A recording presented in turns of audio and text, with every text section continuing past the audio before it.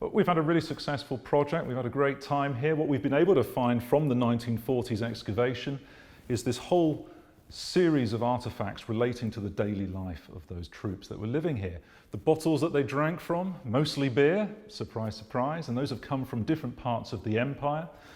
The shaving sets, the wash kits, again, part of the daily life and activities of any individual that lived there.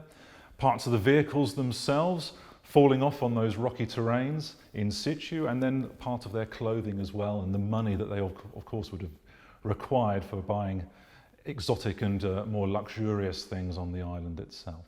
I find this item really interesting. It's the base of a brown bottle, but it's got "Made in Canada" written on it. But importantly, this has been turned into a cutting tool. It's been chipped almost like a prehistoric stone tool, and I trained as a prehistorian, so for me this is a really important item and something that you just do not see on World War II sites.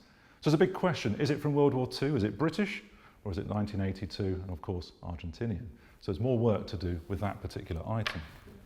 Another item of interest, we've got two of these, are these training rounds, 303 rounds.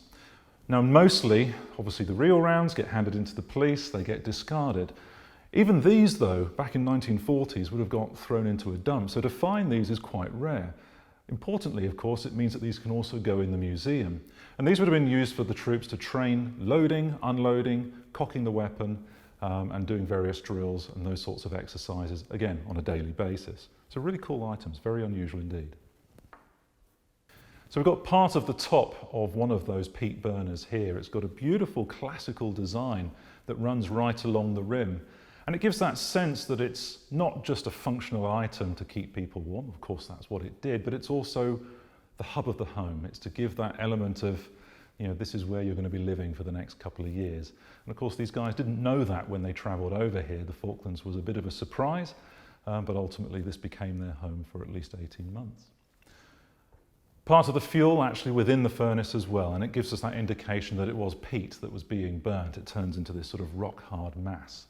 And then of course this rod for turning the fuel. So all those elements, the central part of that building, captured here on this table.